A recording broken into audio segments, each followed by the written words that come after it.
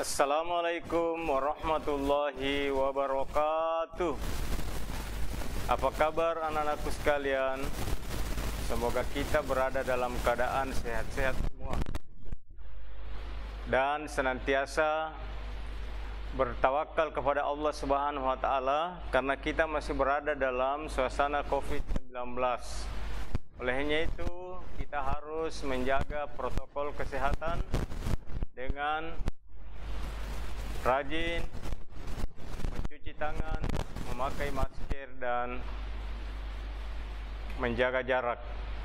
Anakku sekalian, pada hari ini kita akan belajar pendidikan agama Islam dan budi pekerti.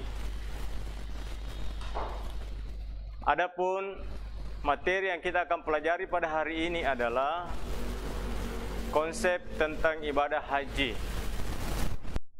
Anakku sekalian, marilah kita sama-sama berdoa, karena doa itu adalah sangat penting, apatah lagi kita dalam menuntut ilmu. Doa dimulai, Rabbi zidni ilman nafi'a warzuqni fahman wasi'a wa waffiqni amalan salihan mutaqabbala.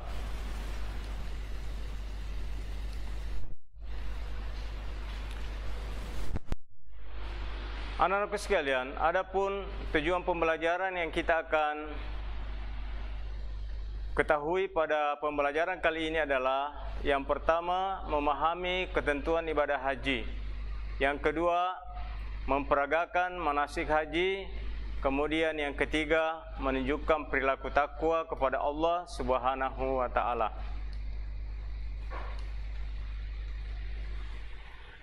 Adapun yang akan dibahas pada hari ini anak-anakku sekalian, yang pertama adalah pengertian haji. Kemudian dalil nakli tentang pelaksanaan haji. Selanjutnya macam-macam haji, syarat-syarat haji, wajib haji, sunnah-sunnah haji, larangan haji, dam haji, dan rukun haji. Itulah yang kita akan pelajari pada kegiatan kita pada hari ini. Anakku sekalian, marilah kita membahas tentang pengertian haji. Secara istilah, haji adalah sengaja mengunjungi Baitullah dengan melaksanakan beberapa amalan ibadah dengan syarat-syarat yang telah ditentukan. Adapun hukumnya adalah wajib bagi yang mampu. Sedangkan haji secara bahasa berasal dari bahasa Arab, yaitu haja, artinya menyengaja sesuatu.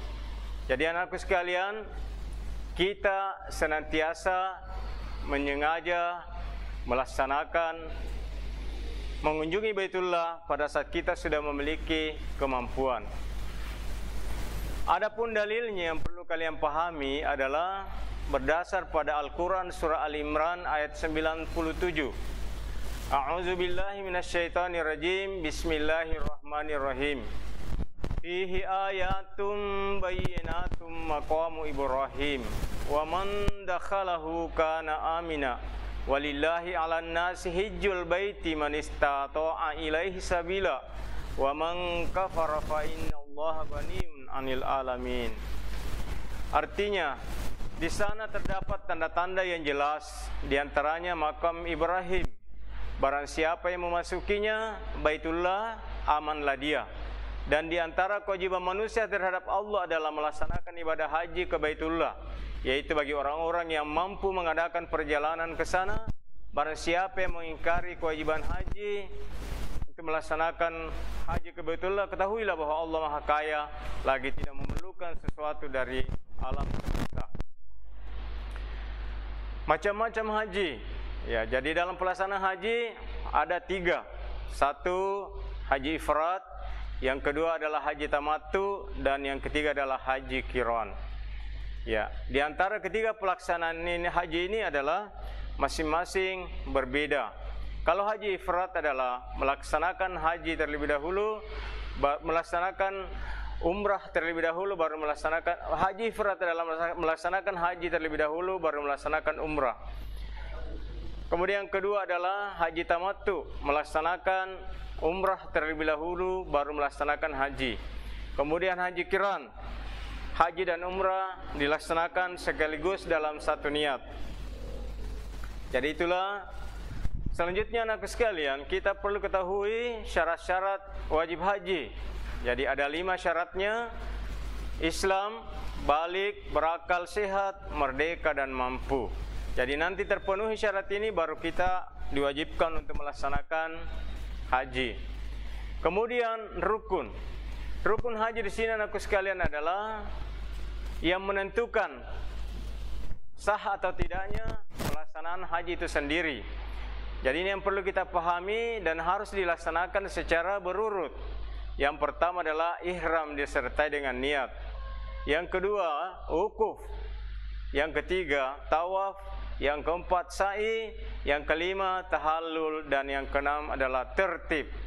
Jadi rangkaian inilah semua yang berniat untuk melaksanakan haji dan umrah, maka harus terpenuhi 6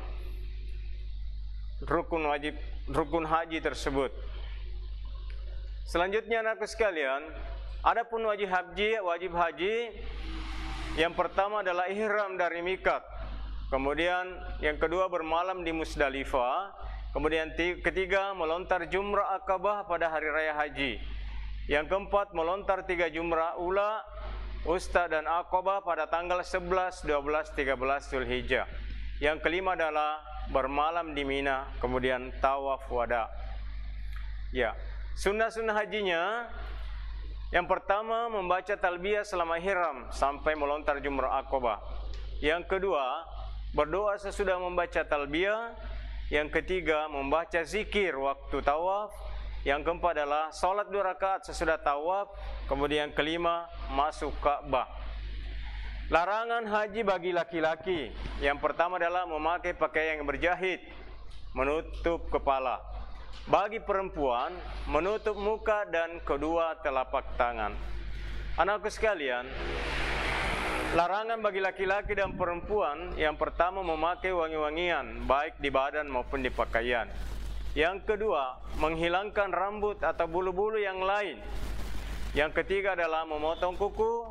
Yang keempat adalah mengadakan nikah atau menikah atau menjadi wali nikah. Yang kelima, bersetubuh bagi suami istri. Yang keenam, berburu dan membunuh binatang darat liar dan halal dimakan. Selanjutnya anakku sekalian, adapun dam haji di sini anakku sekalian, ya, tergantung dari jenis pelanggarannya dan sudah ditentukan ketentuan damnya. Jadi di sini kita para calon haji senantiasa memperhatikan ini, karena apabila dilanggar maka kita harus bayar dengan dam, ya, atau didenda. Jadi rata-rata, ya, kalau kita melaksanakan haji harus berhati-hati betul, karena akan terimbas pada diri kita, yaitu membayar dam.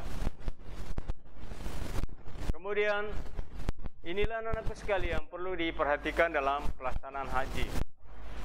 Kemudian selanjutnya anakku sekalian, untuk memahami tentang haji, maka